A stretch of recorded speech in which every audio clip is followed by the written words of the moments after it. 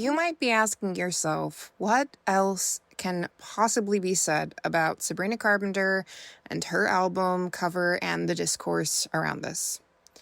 And I have been marinating on this. I've actually been thinking about Sabrina Carpenter since I read a viral Substack essay on her last year entitled "Your Fave is Selling You a Pedophilic Fantasy." It is a doozy, and we will get into that later. But just a quick recap. Sabrina Carpenter released an album like 3 weeks ago, I think at this point, that kind of collectively created this spiral that the internet just went down. Basically, she is kneeling in front of a man who's loosely gripping her hair. His face is obscured. The camera is at eye level with her. So there's basically two takes to this. Critics, on one hand, are calling it degrading, especially in a moment where women's rights are under attack. And others say that it is just like a cheeky satire, which is totally on brand for her sexual agency. If you haven't seen it, I will throw it in the Substack notes. By the way, this podcast is hosted on Substack, so anything that I talk about notes-wise are going to be on the girlypolitics.substack.com website. Anyways, so the album cover isn't actually the entire story. That essay isn't even the story. As I've so aptly titled this episode, the story is more macro. It's about the death of Nuance. It's about bad faith, and it's about Gramsci. Kind of. You don't have to know who Gramsci is or recognize his name.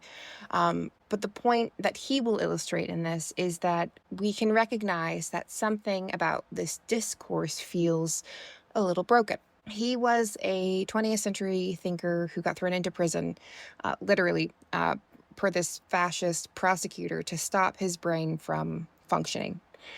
There's nothing more dangerous to fascists than ideas, right? Gramsci is mostly famous for explaining why Marxist revolutions never quite materialized. But more relevant here, he gave us a concept called cultural hegemony, which is saying that power doesn't just operate through force or law. It moves through what feels normal and true or moral, through vibes. And I think a lot of people already feel that, even if they don't have the words to articulate it in a specific sort of way. It's why we reach for easy labels instead of just sitting with discomfort.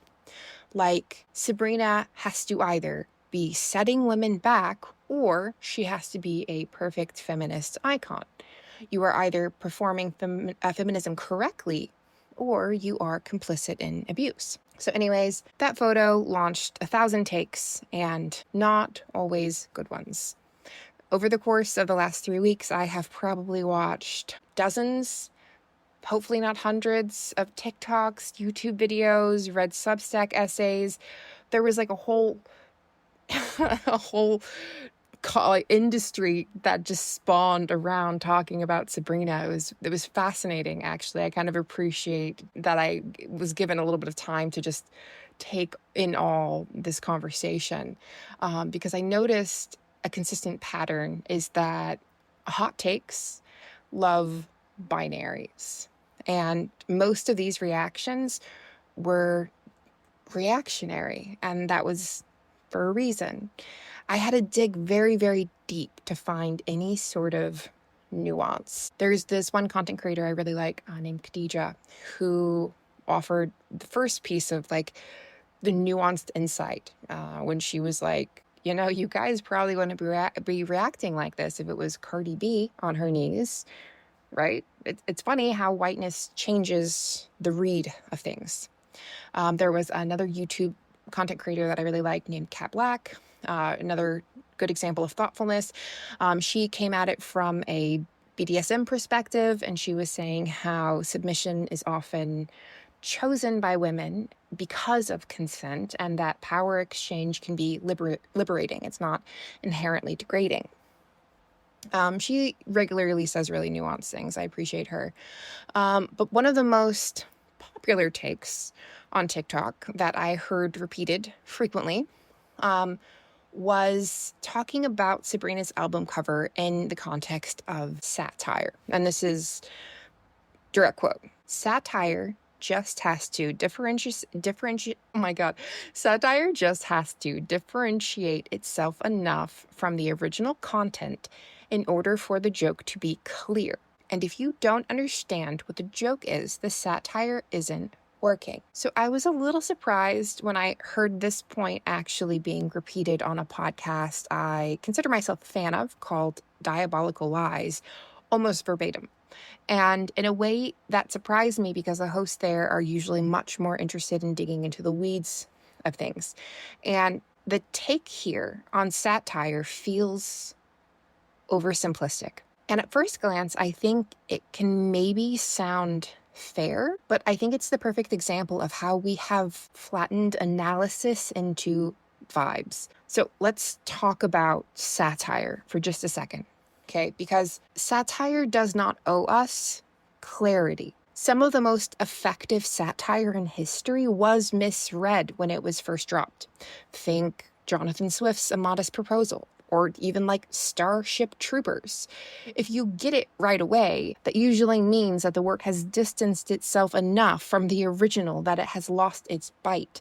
The point of satire is often the dissonance. It's supposed to feel uncanny. It's not supposed to feel comfortable. So if you didn't get, I guess, that Sabrina's album cover was satire, maybe that's because it was doing its job. And it's not necessarily a sign of failure. It's potentially a sign of strategy. Second, okay, the critique assumes the satire must always be legible to the dominant reading. And that's not how satire works, especially not feminist satire. Feminist satire is often about inhabiting roles in order to expose them. Sabrina, in a short dress while a man grips her hair, isn't failing to subvert. She's succeeding in holding a mirror up to how femininity is both consumed and condemned. The discomfort, the dissonance, is the subversion. And more importantly than any of that, is that our collective discomfort with Sabrina's image isn't really about whether it's satire or not. It's about the fact that we have lost the ability to imagine a feminism that isn't just a gender-flipped version of dominance. If she had a man on a leash, which was another super, super common TikTok hot take, or stood above him in like a power suit, it would have immediately been labeled empowering. And that's because we have reduced feminist aesthetics to a single formula. Is she visibly in charge? But what about when a woman is visibly playing a role? What about camp? What about coded femininity as performance?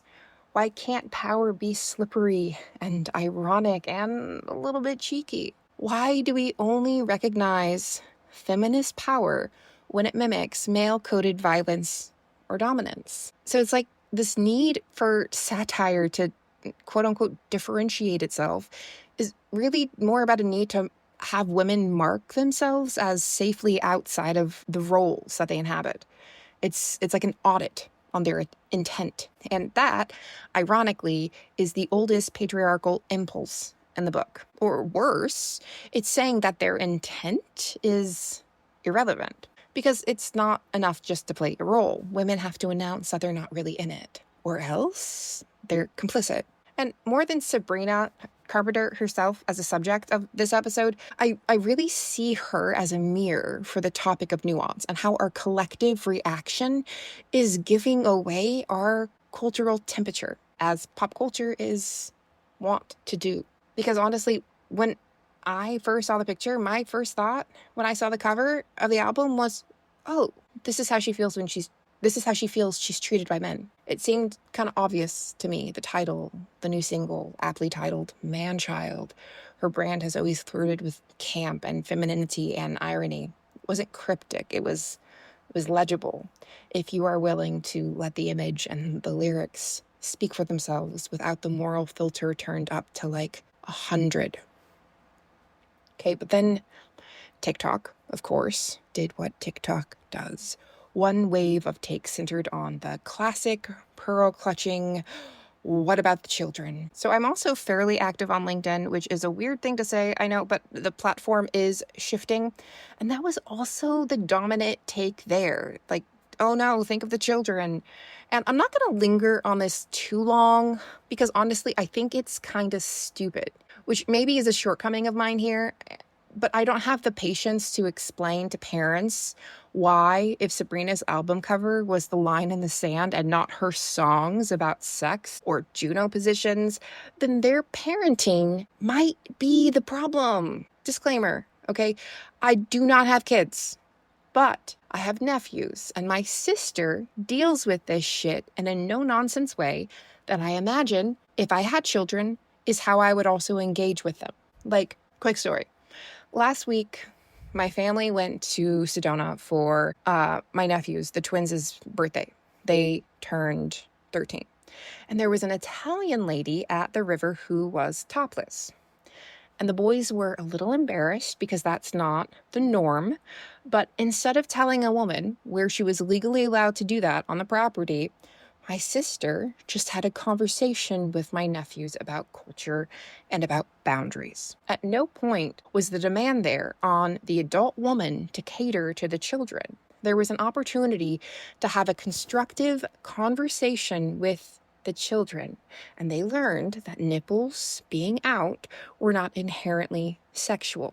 I mean, their nipples were out. It was amazing. A boundary was established and no policing of women was performed.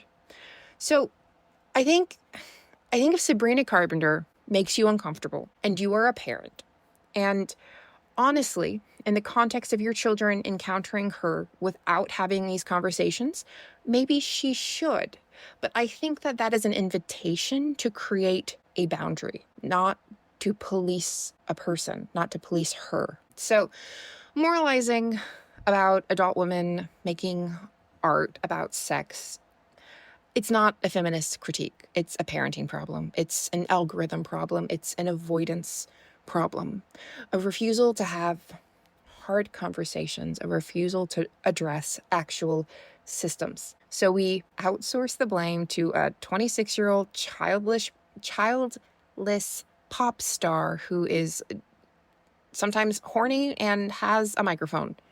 And let's be clear, it is always female pop stars who are asked to edit themselves for this child gaze.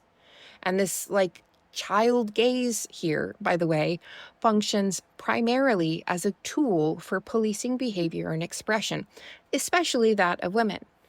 It creates a mandate for certain forms of purity and modesty in public life and in art. But key here is it is a fictionalized and idealized construct of childhood innocence and vulnerability. And it's created and invoked by adults. It's honestly weird if you think about it, because it's just an imagined idea of a child being projected onto the world, where adults can then demand that the world conform to this ideal. Any art or expression that deviates from it can be labeled harmful to children, thus shutting down any discussion and justifying censorship or moral condemnation. It stops the emphasis from being about maybe the culture that's gutted sex ed, or the platforms profiting from algorithmic overexposure, or the government deregulating AI and hiding Epstein files. No, it's Sabrina, right? It's her fault. But consider the psychological calculus that's happening here. So when we're confronting systemic evils like the rising authoritarianism of powerful figures like Epstein's clients who avoid justice, the effort can feel pointless. It can feel like screaming into a void. Sabrina, on the other hand, she represents a seemingly responsive, relatively controllable target. She is within reach. She could listen. This isn't about her being a greater threat. It's about the frustrating allure of a visible, seemingly pliable adversary in an otherwise overwhelming landscape. But what we're seeing with it isn't moral concern. Not really. It's displacement. Because when we refuse to challenge the system that fails kids, education and media and governance, we redirect our outrage to the most visible woman on screen. It feels righteous, but it's just easy. It's easier than confronting tech platforms and advocating for better education and privacy rights and reckoning with a state that protects elites while preaching about protecting children. And I do think it's interesting and worth noting that out of all that has come out of the Epstein case, for instance, and the concern about, elite pedophilic rings that he trafficked in, all that came out of it has been the imprisonment of Ghislaine Maxwell. I don't think I'm saying her name right. You know that Gramsci guy I mentioned earlier? He would also call this cultural hegemony. Not just power through laws and force, but vibes, remember? Through what feels good and true. Because it's training us to aim our outreach downstream at each other, and especially at women, instead of upstream where the systems live. So when the conversation ends at, but think of the children, it's not the children we are protecting, it's hegemony. So this is the point where I actually get into the Substack essay that I referenced earlier. So if you haven't read it, I will link it in the show notes. But when I first read this essay last year, I actually had to sit on it for a while because I couldn't identify what I didn't like about it, like what didn't sit right with me. And I had so many conversations with people about it and I couldn't land on it. I kept trying like different puzzle pieces, like trying to articulate what wasn't sitting right. And finally landed on it. And it was complicated because the essay itself is full of true things. So the essay itself has many true premises paired with like lovely feminist quotes that are also true. So why did something seem off? I'm going to read you an excerpt and I'm going to explain how this is the sort of thing that was deployed throughout the essay. Okay. Well, the digital world can prove even more dangerous. 1 in 5 preteens report having an online sexual interaction with someone they believed to be an adult. With the influence of TikTok, access to and the creation of soft child pornography is even easier. It's easier for girls to sexualize themselves when superstars like Sabrina, despite being a decade older, play the role of sexy baby. It's easier to see her prepubescence as a sexual commodity when Lolita, Priscilla, Angela, and the Lisbon sisters inspire male obsession and fantasies. And that's what all this is about, right? Sabrina's superstardom is only rising, as is her influence and capital gain. Her and her team's use of pedophilic fantasy is Sabrina's core brand, and it will have ramifications on the self-imagination of her fans and beyond. So that started solid, right? Like there were real online dangers, stats on child exploitation and self-generated imagery under coercion. Like these are all documented societal issues. Check, check, check. All right. Seems like the author is cooking. And then we get to the weird bad faith pivot part where the argument starts to derail by conflating aesthetics with predation, equating what the Substack author calls Sabrina's quote-unquote sexy baby persona with actual soft child pornography. There are no evidence links to her brand and child exploitation. Like, can we take a beat to acknowledge that I just had to say out loud that Sabrina Carpenter does not have any evidence links to child exploitation? That's crazy. Why do I have to say this right now? But somehow, this essay claiming Sabrina Carpenter is selling you a pedophilic fantasy went Substack viral. And I explained this to my normie mother. She is kind of my touchstone for me, as I can sometimes be too online. And her initial reaction was just to comment on how fucking weird this all was. And this is a salient point I'm going to revisit when I talk about Brett Cooper and common sense, but let's just continue for now. So this excerpt quickly comes to a reactionary conclusion where this unfounded leap is taken to assume direct causation, where Sabrina's brand is said to cause harm to minors.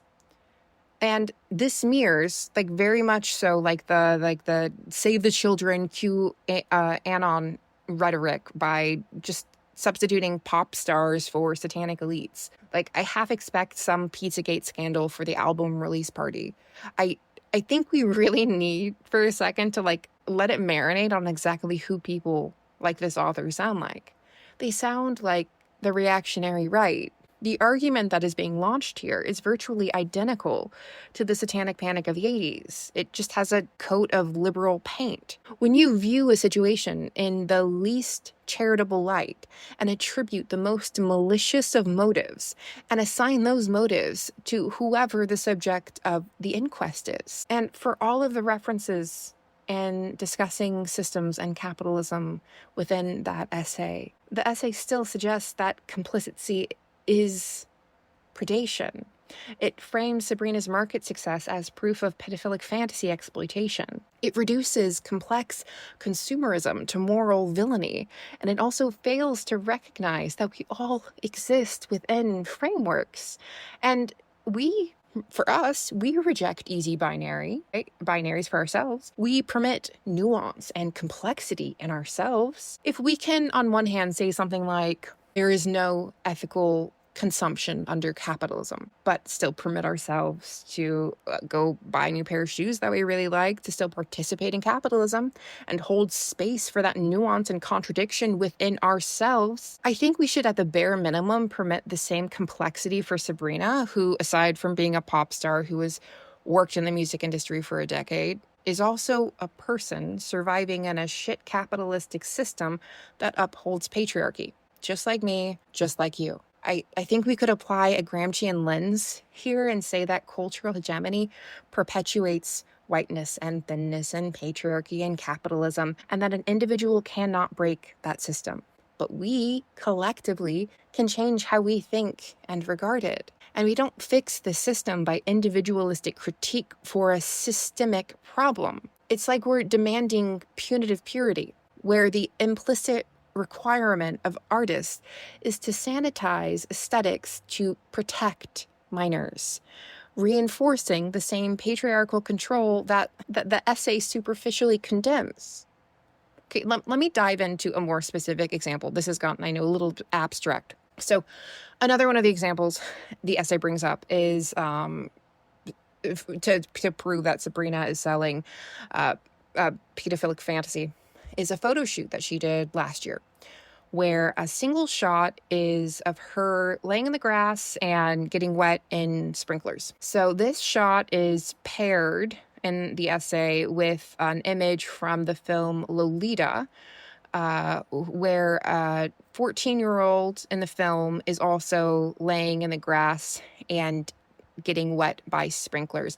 If you're not familiar, Lolita is based off of an iconic novel, remade it into a couple of films. This one was the 1997 version, where she is the subject. Her name's Dolores. She is the subject of pedophilic obsession of a grown man that her mother marries.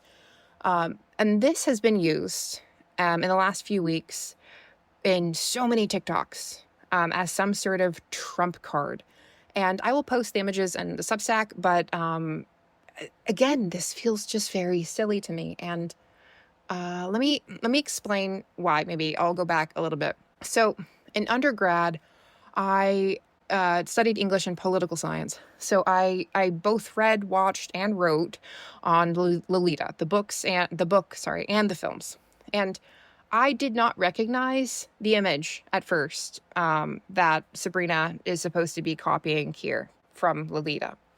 And I think it's worth noting that there are plenty of images that exist in a cultural zeitgeist that immediately bring to mind references, like a woman on a bed of roses, American Beauty, twins standing in a hallway, The Shining, arms spread out on a deck, Titanic. Okay, this specific citation of Lolita, it feels like an ad hoc application of an image to ascribe a sinister meaning that is disingenuous at best and puritanical controlling at worst.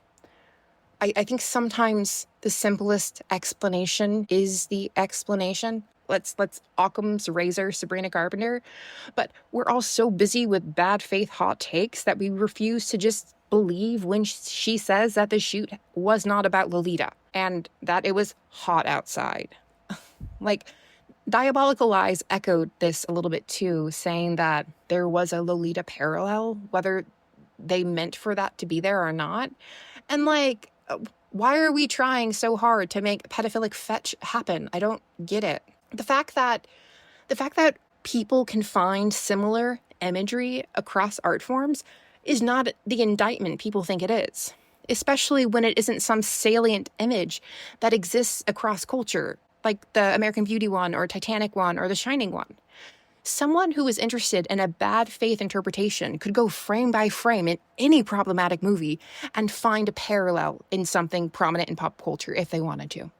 The real indictment here, I think, is that someone found that image, looked at Sabrina, saw the grass, saw the sprinkler, saw the small frame, and decided that she must have intended to covertly wink at pedophiles. Okay, like pedophiles are somehow super interested in dissecting current pop culture for winks, appealing to their pedo urges, as if they aren't going to just go real full fat, like on the actual abusive material on the dark web. This is liberal QAnon. Oh my God, this is liberal conspiracy logic. It is finding lizard people playing the record backwards. It is Jesus's face in the toast. It's choosing to hear Sabrina Carpenter say that it is not about Lolita and deciding that, no, actually, I think you're just lying.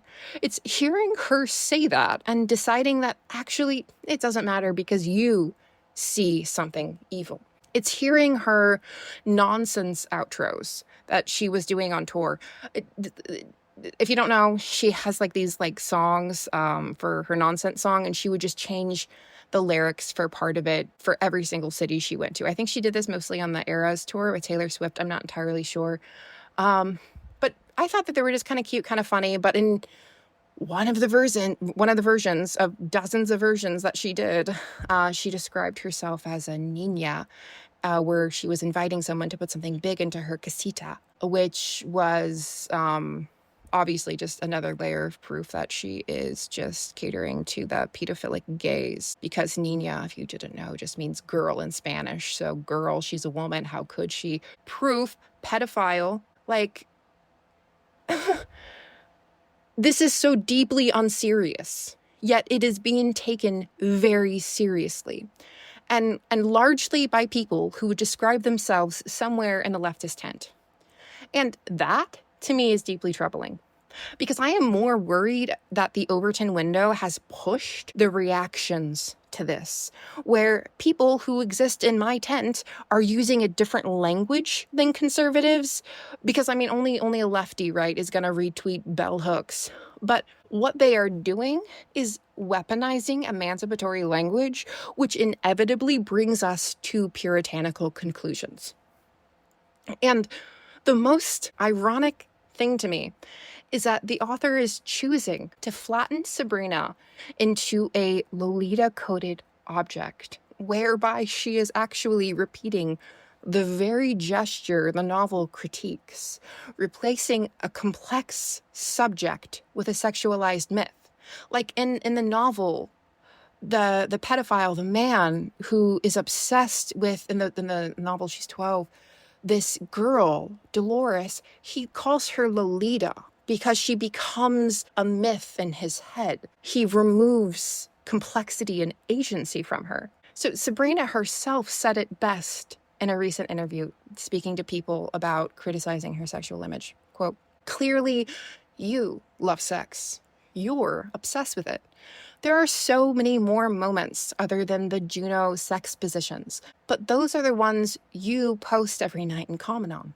I can't control that. If you come to the show, you will also hear ballads. You'll hear introspective numbers." Unquote. So why is the author of this article and so many others seemingly so obsessed with the pedophilic fantasy that they claim to see?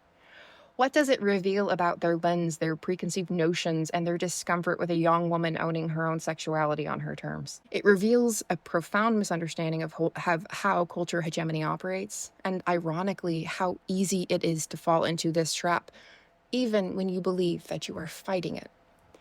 These critiques often come cloaked in the language of a sophisticated feminist theory, where, for instance, we can be quick to dismiss anything that resembles choice feminism, right, as a shallow or ineffective methodology. That choice feminism, for anybody unfamiliar, is just basically saying that individual choices being framed as acts of liberation without sufficiently acknowledging the broader systemic constraints that limit these choices is ineffective.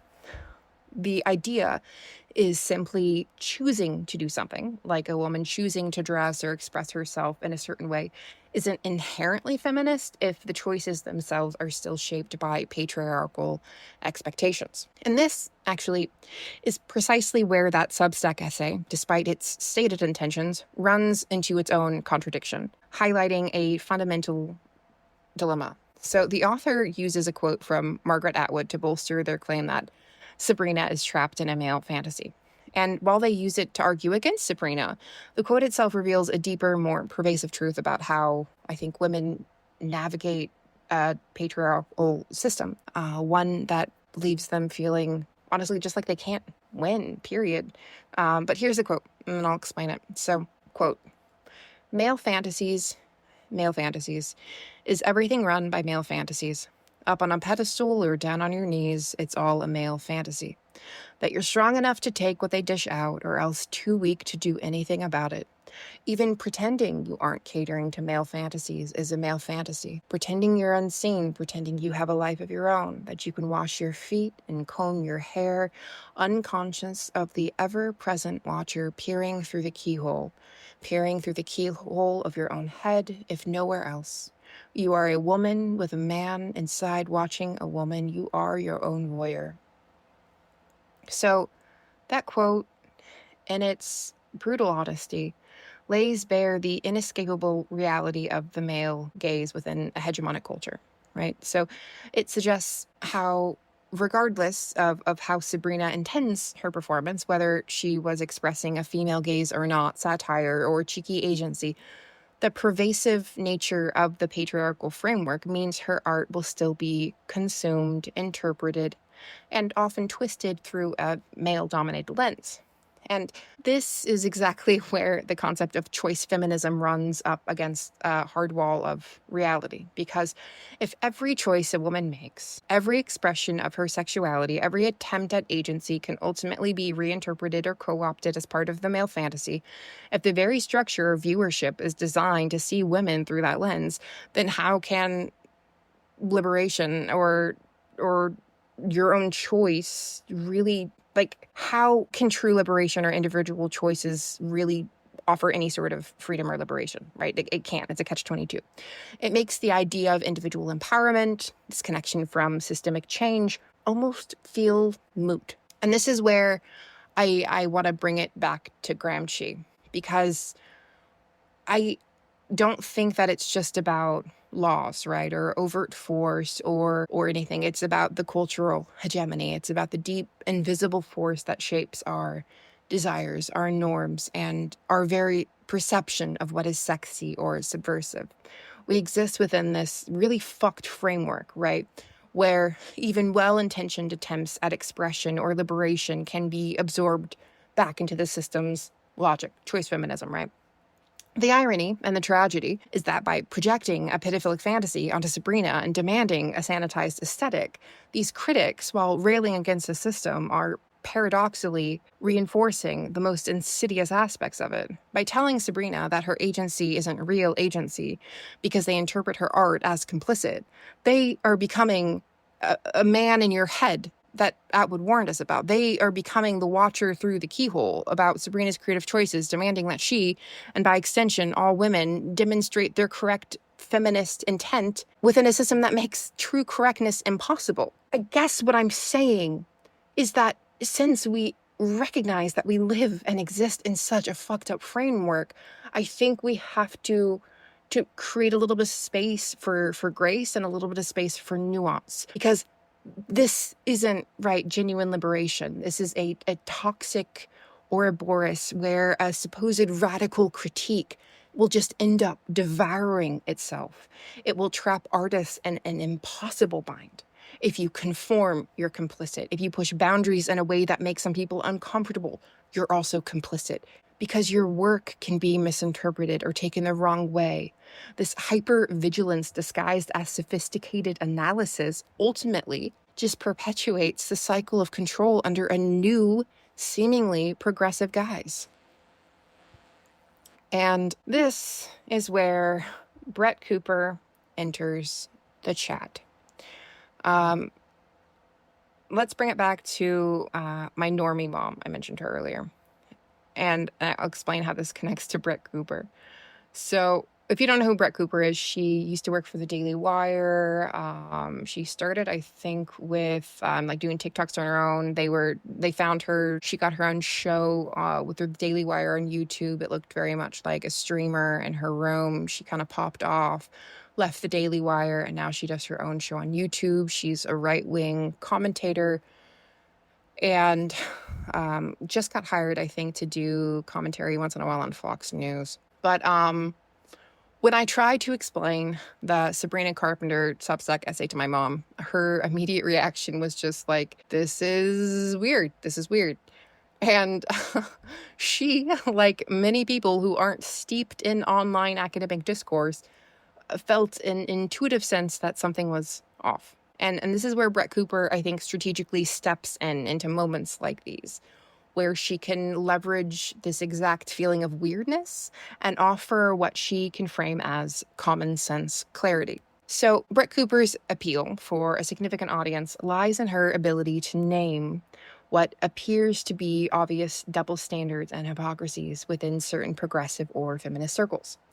She frames herself as the voice of reason, the one willing to challenge what she paints as an increasingly illogical and contradictory leftist ideology. She will zero in on moments where figures like the Substack author or other online feminists express discomfort with explicit sexualization of some women, like Sabrina Carpenter or Sydney Sweeney, while seemingly celebrating it from others, like Cardi B. So in Brett Cooper's Sabrina Carpenter episode, she says, quote, "Okay, now you care about the over-sexualization of women years after everything you have done over the last 15 to 20 years like this, when Sabrina Carpenter is fully clothed kneeling. They are upset that they are doing it for the benefit of men, that they are doing this for the male gaze by acknowledging their attractiveness to men and happily leaning into it when Sabrina on her knees or sitting in bathwater like they are betraying the feminist movement, which is just the most perfect explanation for what the movement has become, because it's not really about empowerment. It's not really about equality. It became about dominating men, and that is all they care about."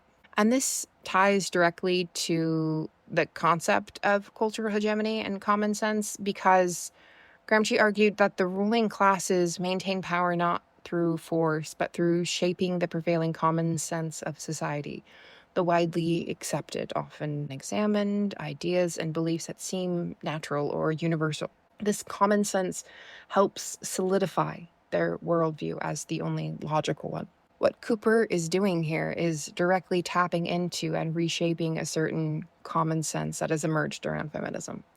She positions herself as a voice appealing to a common sense understanding of fairness and logic.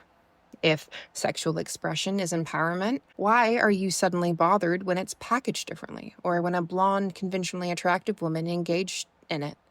She highlights a perceived double standard, and to many, this feels like it makes sense. But here's the crucial point of this quote-unquote common sense. It's a reactionary type of thinking. It's carefully curated to expose hypocrisy, but it actually serves to undermine progressive movements entirely. So Cooper's common sense isn't about fostering a deeper understanding or nuanced critique. It's about discrediting, disarming, and ultimately dismissing feminist and leftist aims by pointing to their perceived internal inconsistencies. When certain segments of the left deploy the kind of punitive purity and, quote unquote woke puritanism we discuss with the Sabrina Carpenter essay, applying such an uncharitable, moralistic lens to pop culture, they inadvertently cede ground to figures like Cooper. Because when the left starts sounding like the moralizers of the past, albeit with a different vocabulary, people like my mom, who just want to make things make sense, will look elsewhere for answers. They see the left condemning things that seem harmless or expressing outrage over perceived victimhood. And then they turn to someone like Brett Cooper, who to them appears to be simply naming the obvious, highlighting what seems bizarre, self-defeating behavior. Cooper's narrative, when she says things like feminism for the last 20 years has been grounded in becoming more sexually masculine while simultaneously hating men and trying to objectify yourself before men, get the chance to, then it's shaming men when they acknowledge your sex. When she says stuff like that, that's not just an opinion. It's an attempt to redefine the common sense understanding of feminism itself, framing it as inherently flawed and contradictory and ultimately anti-male and ridiculous. And for an audience that's already skeptical of nuanced, complex discussions around gender and power, this simplified take is honestly incredibly compelling. This is the insidious power of modern culture warfare. When a segment of the left gets caught tying itself in knots of internal policing and what appears to be hypocritical outrage, it inadvertently makes the reactionary right's common sense seem more like a reasonable, sane, and appealing alternative to a public craving clarity. It's not that Cooper's analysis is deep, right, or genuinely liberating. It's that her narrative provides a seemingly straightforward, digestible answer to the perceived contradictions that she exposes. It appeals directly to that gut feeling of something just being kind of fucking weird. And the thing is that she's not entirely wrong either. Right? She named a contradiction that some of the nuanced content creators that I cited earlier, Khadija, about Cardi B on her knees, she said the same thing, but instead of being engaged further in a complicated discourse, Brett Cooper just gets to claim a moral victory. So she is also dealing in just binaries, but she packages it like common sense, and people buy it when everything else seems kind of crazy. So, in conclusion, after all of this, what is the real takeaway from the Sabrina Carpenter discourse? I think it's not about her. I think it's about us. I think it's about the death of nuance infecting the public square that leads to bad faith readings, aesthetic moralism, and moral panics that get to masquerade as critique. I think that we have seen how quickly complex artistic expression can get flattened into simplistic binaries, how accusations like pedophilic fantasies or appeals to this child gaze become tools to police women, and ironically echo the very patriarchal control that they claim to resist. And we've watched these internal contradictions on the left create fertile ground for reactionary voices like Brett Cooper to thrive. Now, the point here isn't to defend every piece of pop culture, okay? I'm making no moral judgment on Sabrina Carpenter. I don't even know if I'm a fan of Sabrina Carpenter, and it doesn't matter. I could hate her, I could love her. The point is to defend the possibility of complexity, of irony, of genuine critique. It's about recognizing that discomfort isn't a failure of art. It's often the point of art. So I think we need to stop hunting for evil in every shadow. We need to just start naming the actual systems that deserve our outrage. As cultural theorists like Stuart Hall or John Fiske would remind us, pop culture is not just a product. It's a terrain of negotiation. It's a contested site where meaning is made and unmade and fought over, right? Hegemony, as Gramsci showed us, isn't maintained by silencing dissent, but by observing it, repackaging it, and subtly rerouting its energy in order to uphold the dominant power. And the Sabrina Carpenter discourse, this is that terrain. This is that contested site. And frankly, I think that we are failing the test. By demanding ideological purity instead of embracing ambiguity, by flattening complex art into a single correct reading, I don't think that that's resisting. I think we are participating. And we are letting the system re-articulate our critique into compliance. We are forfeiting our semiotic power, our ability to create meaning, right when it is the most crucial, right exactly in a time like this, regardless of what the critique is. Because the true death of nuance isn't just intellectual, right? It's political. It's when we lose the capacity to see beyond our own moral filters, and when we stop negotiating, stop imagining, and just start policing. You don't have to like Sabrina Carpenter. You don't have to vibe with her music or her image. But I think we need to stop couching personal discomfort in these intellectual arguments. Let's learn to live without easy binaries, and let's get better at sitting with complexity, because that's where, I think at least, real resistance lives.